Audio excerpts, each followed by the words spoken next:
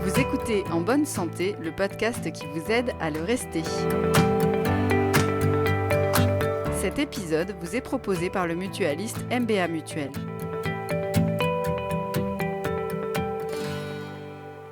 Bonjour et bienvenue dans ce nouvel épisode.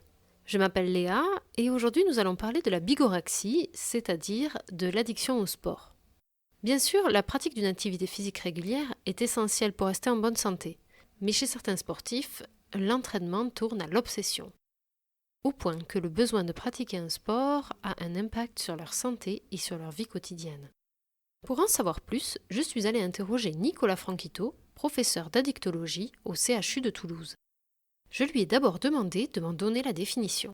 Les addictions au sport, c'est les gens qui font du sport donc tout le temps, qui peuvent plus s'en passer, qui ont les mêmes symptômes que pour une substance. Ça fait partie des addictions comportementales, même s'il y a des libérations de substances dans le sport intensif. Et c'est des patients qui ont du mal à s'arrêter de faire du sport. Cette pratique intensive n'est pourtant pas sans conséquences et peut entraîner des complications. Quelles sont les complications ? Il y en a qui font donc des complications articulaires, complications ligamentaires, complications cardiaques aussi, complications digestives. Les carences, est-ce qu'ils consomment des substances à côté pour augmenter la performance ? Donc lesquelles ? Quand les patients achètent sur Internet des produits et des compléments alimentaires qui sont parfois adultérés, par exemple là on avait eu des sticks énergisants qui contenaient du tadalafil dedans, donc un médicament pour l'érection. Et donc se disant ça a augmenté l'énergie, ça a augmenté la récupération, ça a augmenté le bien-être sexuel, mais effectivement, dedans, il y avait un dérivé de stimulant de l'érection qui peut être très mauvais, puisque ça provoque des vasodilatations au moment des activités sportives avec des risques de complications cardiaques. D'ailleurs, la pratique intensive du sport peut aussi être un dérivatif à d'autres addictions. Il y a quand même des patients, et on en voit nous dans les services de cardiologie, qui font des infarctus parce qu'ils étaient consommateurs de substances, ils se sont sevrés brutalement, ce qu'il ne faut pas faire. Et donc, pour lutter contre le manque, ils vont dans des salles de sport, ils font du sport de façon intensive, avec un âge vieillissant comme le mien, et où il faut faire attention et consulter un médecin avant de se lancer dans une activité sportive intense. D'autant que certaines personnes peuvent être plus enclines que d'autres à tomber dans une addiction. Il y a la partie génétique, donc on sait qu'il y a des facteurs favorisants. On n'est pas tous égaux devant les addictions. Par exemple, vous pouvez avoir dans votre entourage des gens qui fument qu'en soirée, par exemple. Et après, plus jamais. Il y a des gens qui vont consommer de l'alcool qui ne seront jamais addicts parce qu'ils n'auront pas besoin. Il y a ceux, peut-être personnalité un peu impulsive ou une comorbidité psychiatrique en dessous. Le mécanisme se met en route. Après, il y a le produit.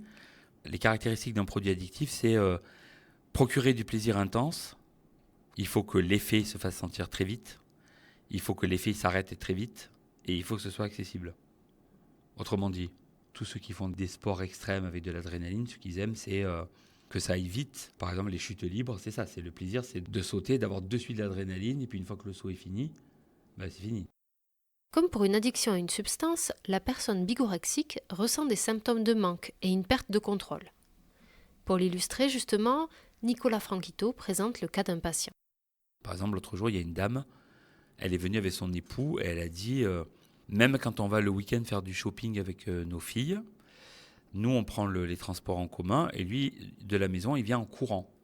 Donc ça gêne les filles parce que il arrive en legging et en tenue de sport avec le petit sac à dos, la paille qui dépasse et pendant qu'elles font les essayages, il sautille devant le magasin. Bon là il y a une perte de contrôle.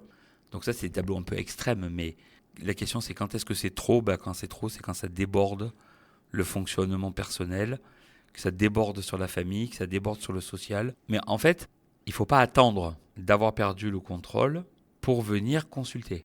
Mais il n'est pas toujours facile de faire la démarche d'aller voir un professionnel de santé pour une addiction, notamment quand il s'agit du sport.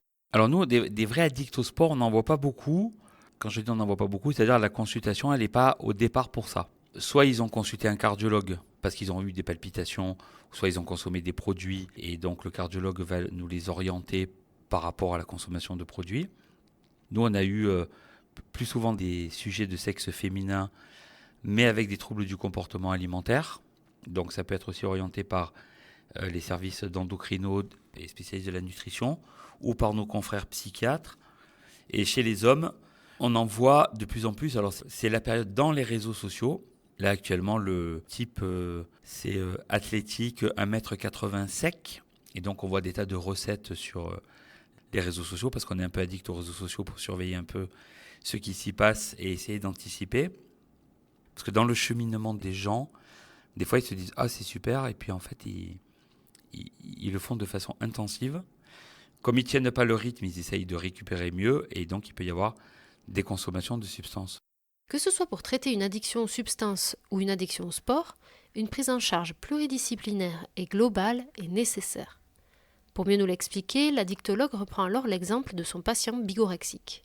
Il a eu quand même une évaluation sur l'affirmation de soi, donc une évaluation psychologique, une évaluation diététique.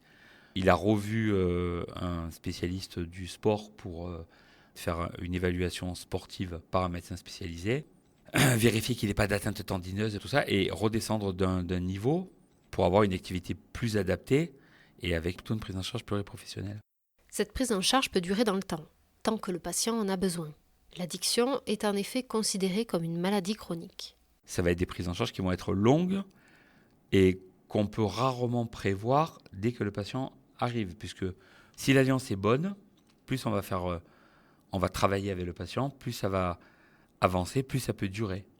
Parce que souvent on leur dit, si vous pensez arrêter vos consommations ou votre comportement addictif comme ça, là, d'un claquement de doigts, et c'est une erreur. Des fois, il y a des patients qui nous appellent qui disent « Je consomme depuis 15 ans, ils veulent un rendez-vous demain ». Donc quand on leur dit « Le rendez-vous sera dans 3 semaines », par exemple, ils disent « Ah non, mais là, c'est maintenant ». Mais c'est pas possible. Donc il faut bien leur expliquer que la prise en charge va être longue. Vous l'aurez compris, faire du sport, c'est bon pour la santé. Mais si vous sentez que l'activité physique prend trop de place dans votre vie quotidienne, n'hésitez pas à en parler à votre professionnel de santé. Vous venez d'écouter En bonne santé, un podcast du mutualiste MBA Mutuel. Cet épisode a été produit par le réseau des éditeurs de revues et réalisé par l'agence SIEM.